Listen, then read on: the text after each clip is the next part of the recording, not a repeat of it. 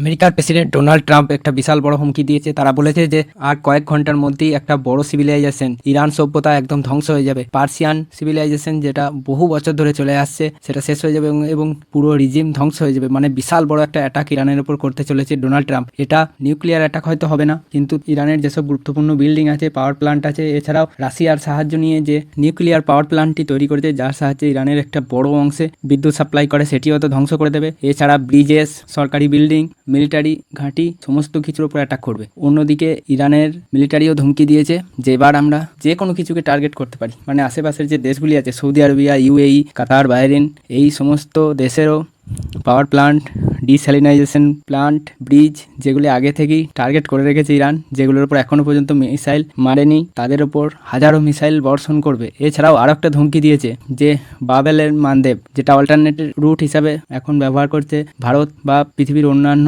দেশগুলি, তো সেটিকেও বন্ধ করে দেওয়ার ধমকি দিয়েছে।